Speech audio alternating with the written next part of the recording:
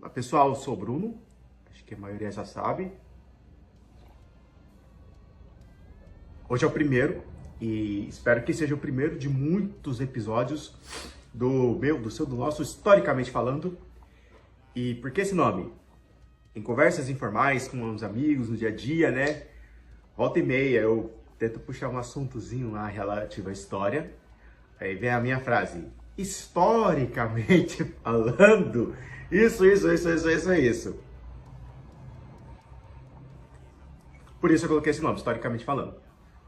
Porque é pra falar do quê? História, óbvio, né? Vamos lá. É um canal que pretende ensinar histórias de forma peculiar, diferente. E, cara, por favor, se inscreva no canal se você não é inscrito. Deixa o like. É uma forma de você ajudar o canal de maneira 100% gratuita. Comenta, tira dúvidas e é isso, vamos lá. Aqui vai ter indicação de filmes, séries e músicas até que colaboram com essa coisa mais histórica, né? E vai ajudar a formar essa mentalidade histórica. E obviamente vamos ao que interessa, né? Primeiro ponto, as indicações. Bom, tem um livro aqui, peraí, vou achar ele. Ditadura A Brasileira, do Marco Antônio Villa. Deixa eu só aqui, tá as coisas meio pausadas aqui, tá? Ainda tô começando a ler ele, mas o comecinho já tá muito legal. É esse aqui. Ditadura Brasileira. Ele aborda por um viés bem diferente. Bem diferente do... Será que tem algumas imagens aqui? Ai, cadê? Que é bem interessante. Ele aborda por um viés muito diferente do comum. Tipo assim, fazendo críticas a ambos os espectros políticos, a ambas formas de se enxergar esse período histórico do Brasil. E é bem interessante, recomendo. Marco Antônio Villa, Ditadura A Brasileira. Sensacional. Agora é um filme, cara, que tem a ver com o assunto aí, mais ou menos a ver com o assunto de hoje. Filme incrível, sensacional, que eu amei, gente, amei. Atômica, com Charlize Theron. Ele foi lançado em 2017 pelo David Lynch, o diretor David Lynch, que junto com Chad Stiles, eles dirigiram John Wick. Filme incrível! O filme se passa em Berlim no ano de 1989. Aí toda aquela lógica, aquela dinâmica de Guerra Fria, espiões e tal, tem ação, tem história. E tem uma das coisas que eu acho mais incríveis em alguns filmes de ação, é o quê? Uma música romântica em cenas de combate. Eu acho isso incrível. Mas vamos lá. Atômica. Assista esse filme. Sensacional. Infelizmente não tá mais na Netflix. Não sei qual plataforma que tá. Mas enfim, busca aí alguma plataforma de streaming. Mas é isso aí. Álbuns. Vamos lá. Vou indicar alguns álbuns lançados em 1989. Escuta eles, cara. São incríveis. Já para começar essa imersão histórica, No Control, Bad Religion. Esse álbum, No Control, tem Conquer the War, para você que gosta de punk rock, hardcore, Bad Religion. E tem aquela música You, que ela foi muito tema dos jogos do Tony Hawk. Então muita gente que já andou de skate, já jogou Tony Hawk, com certeza vai lembrar dessa música. Começa mais assim, There's a place where I can be happy. Aí, enfim, não sei se dá pra ir. Enfim, é legal, vale a pena escutar No Control Bad Religion. Brasil, Ratos de Porão, que fala muita coisa que já estava acontecendo naquela época. É algo assim, punk, hardcore e thrash metal juntos. E as letras falam de bastante coisa que estava acontecendo naquela época. Como Plano Furado 2, que fala de todo um plano econômico do José Sarney, que, enfim, deu errado, por isso que chama Plano Furado 2. Vale a pena escutar, muito bom. Piety The Remains, do Sepultura, o primeiro lançamento deles pela Roadrunner Records, primeiro lançamento internacional da banda, que eles estavam despontando aí, começando a fazer sucesso no exterior e tudo mais. Algo incrível, pesadão, pra quem gosta de algo mais porrada. 4 Estações da Legião Urbana, cara, que tipo assim, é bom que tem uma música muito incrível desse álbum que chama 1965 Duas Tribos, que fala desse período de ditadura militar tem Há Tempos, Pais e Filhos, Monte Castelo, vale a pena.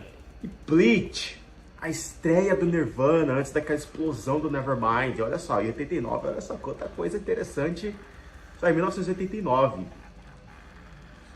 E 1989 é o tema de hoje. Aê!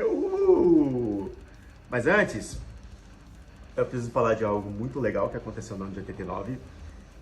Este que vos fala nasceu. Ei! Então, nasci em 1989, é por isso que... E uma das coisas... Sim, que eu falo bastante, que eu vou trazer isso pro canal, é o quê? Eu falo, geralmente perguntar pra pessoa, que ano você nasceu? Ah, nasci tal ano. No ano que você nasceu, aconteceu tal coisa. Então, por isso, hoje eu vou começar falando o que aconteceu em 1989. Bom, primeiro eu vou fazer o seguinte, vou listar alguns fatos, né, mais relevantes, e depois eu vou falar de um assunto muito interessante, muito relevante da época, que um dos vários, mas um que eu acho legal abordar aqui, que é a queda do Muro de Berlim. Vamos lá. Primeiro, 1º de janeiro de 89, naufrágio no... não sei dizer esse nome, Motomaush. Durante o Réveillon na praia de Copacabana, Rio de Janeiro, matando de 55 das 142 pessoas a bordo. Ainda em 1º de janeiro de 1989, entra em vigor o Protocolo de Montreal, ratificado por 29 países da Comunidade Econômica Europeia para proteger a camada de ozônio. 7 de janeiro, no Japão, o príncipe Akihito, de 55 anos, recebe os símbolos da sucessão de seu pai, Hirohito, como novo imperador.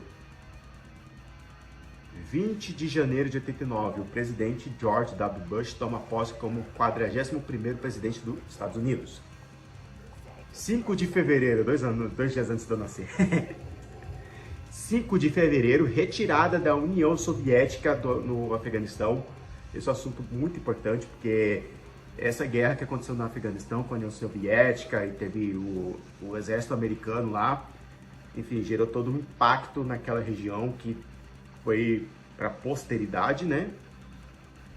6 de fevereiro, 30 mil soldados soviéticos abandonam o Afeganistão e a capital Cabul entra em situação de caos.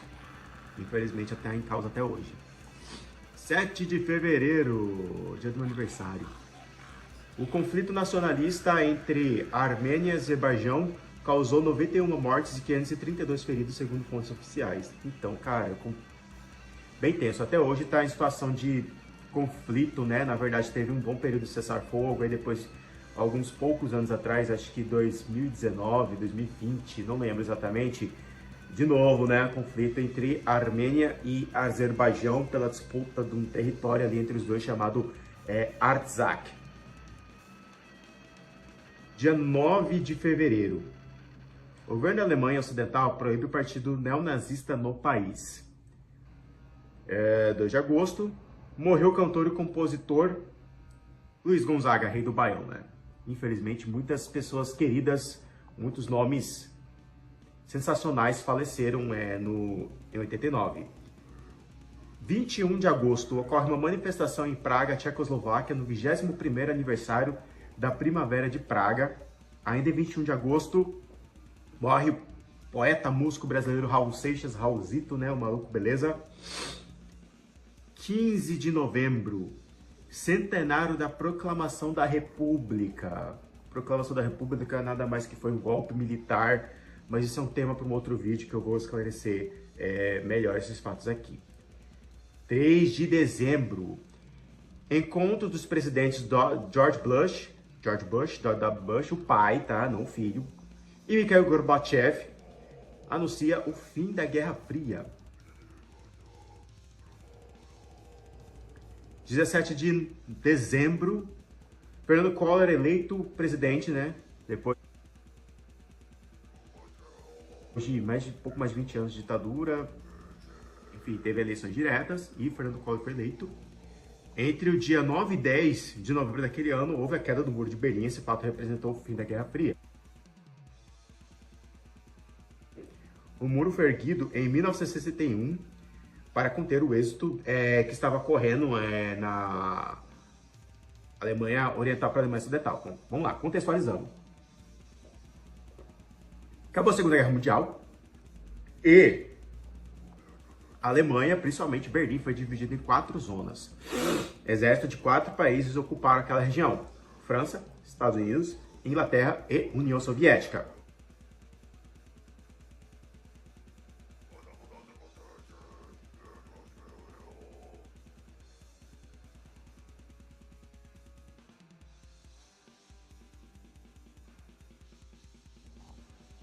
Obviamente que, tipo assim, a zona ocidental, que era ocupada pela Inglaterra, Estados Unidos e França, foi ficando com aquela cara mais capitalista.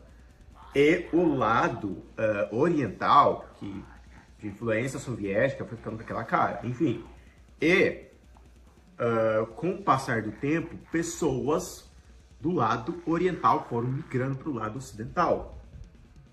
Para conter, como eu disse aqui, o êxodo de pessoas que estava muita gente deixando, e era mão de obra altamente qualificada, estava deixando a Alemanha Oriental para ir para a Alemanha Ocidental.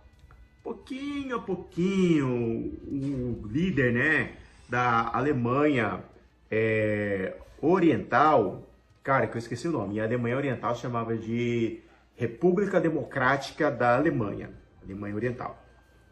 E o Nikita Khrushchev, que era o líder da União Soviética, eles entraram num acordo para construir o muro, e foi um projeto secreto. O muro foi construído de maneira assim, de pouquinho em pouquinho, muito discreta. Para quê? Para evitar represálias ocidentais. E o muro foi erguido. E tinha todo um exército, patrulha, guardas, olhando aquilo lá, vigiando para que pessoas não saíssem de um lado para o outro. Algumas pessoas morreram tentando atravessar, fazer a travessia de um lado para o outro. E foram, acho que pouco mais de 3 ou 4 décadas daquele muro. Só que o líder da Alemanha Oriental, República Democrática da Alemanha, ele fez um anúncio para quê? Para desburocratizar a saída para não só para a Alemanha Ocidental, mas para também outros países. Por quê? Muita gente estava deixando a Alemanha Oriental para ir para a Hungria, que na década de 80, embora a Hungria ainda fizesse parte do bloco soviético, estava aquela influência da União Soviética durante a Guerra Fria, eles criaram toda uma lei para desburocratizar, para abrir a chamada cortina de ferro. Para quê? Para facilitar o trânsito de pessoas para lugares fora daquela zona soviética. E até se abriram para relações com o Ocidente. Então, os moradores da Alemanha Oriental, República Democrática Alemã, eles saíram da Alemanha e iram para a Hungria. Da Hungria, eles iam para a Áustria a fim de pedir asilo político e assim conseguir uma entrada mais tranquila para a Alemanha Ocidental. Diante disso, né, a Hungria, né, se abrindo com relações com o Ocidente, desburocratizando a saída de seus cidadãos para outros lugares fora daquela zona soviética, a Alemanha, o líder, né, da época da Alemanha Oriental, que inclusive ele foi um dos caras que foi um dos idealizadores da construção daquele muro, ele ratificou, ia tipo, mostrar um decreto, né, elaborar um decreto, já tinha elaborado, para facilitar a saída das pessoas de lá, para tipo, viajar para outros lugares. Só que, tipo assim, a imprensa local divulgou aquele assunto de maneira equivocada, né, antes de dele ter um pronunciamento oficial, a imprensa já estava falando. Então, cidadãos de ambos os lados foram para as ruas de Berlim, para onde estava um muro. Com uma abertura da fronteira. Veja agora no Jornal Nacional. 28 anos de separação forçada e sofrida acabaram de repente, por decreto do mesmo partido que construiu a obra. Berlinenses dos dois lados mal podiam acreditar. E naquele dia... Machado, picareta... Machado não, nossa, nem foram com Machado. Martelos e picaretas, né? para, enfim, para começar a bater, a derrubar os muros. Então, da madrugada do dia 9 ao dia 10 de novembro de 1989, caiu o Muro de Berlim. E como falei, né, tipo assim, houve um acordo entre o presidente George W. Bush, o pai, né, não o filho, e o Mikhail Gorbachev, a fim de se encerrar o fim da Guerra Fria, em dezembro. Tipo assim, o muro, ele já representou o fim da Guerra Fria, tanto que no ano seguinte, 90, houve a reunificação da Alemanha. Então, tipo assim, não existia mais Alemanha Ocidental e Alemanha Oriental. Era apenas uma Alemanha, isso em 1990. Beleza. Depois, a União Soviética já estava fraca, já estava toda enfraquecida, aconteceu toda uma crise econômica e a guerra no Afeganistão, que enfraqueceu pra caramba a União Soviética, e teve em 86 também aquele desastre em Chernobyl, e o Mikhail Gorbachev, ele elaborou medidas como a Glasnost e a Perestroika, que a fim de uma abertura política e uma reestruturação daquele lugar, que, enfim, deu muito certo. Em 1990 foi inaugurado o McDonald's na União Soviética, mas isso é um assunto para um outro vídeo, falar de maneira mais detalhada como é que aconteceu. Já estava no estado, tipo, quase morrendo, só faltava correr de vez a União Soviética, que em dezembro de 1991 foi declarado o fim oficial. E pesquisando um pouquinho mais a fundo, eu descobri que diversos russos têm uma certa mágoa do Mikhail Gorbachev por causa de diversas medidas dele que resultou no fim da União Soviética. Mas, enfim, o mais importante desse vídeo é isso, né? Tipo, mergulhar a sua mente, a sua cabeça no que aconteceu em 89, que foi o fim da Guerra Fria, o fim, a queda do Muro de Berlim, a eleição do Fernando Collor, assim, fatos extremamente importantes que até hoje reverberam na história da humanidade. E o que me deixa assim mais feliz e satisfeito foi que eu nasci nesse ano. Então, tipo, esses fatos extremamente assim, importantes têm a minha idade. E é isso, gente. Esse é o primeiro vídeo. A pegada é essa mesmo, fazer você mergulhar nos fatos históricos, colocar a sua mente no que aconteceu lá, em diversas épocas, não só 89, mas outras épocas da história da humanidade mesmo. E espero que tenha gostado. Deixe seu like, divulga esses vídeos aí para os camaradas, para os amigos que gostam desse assunto. E é isso, até o próximo.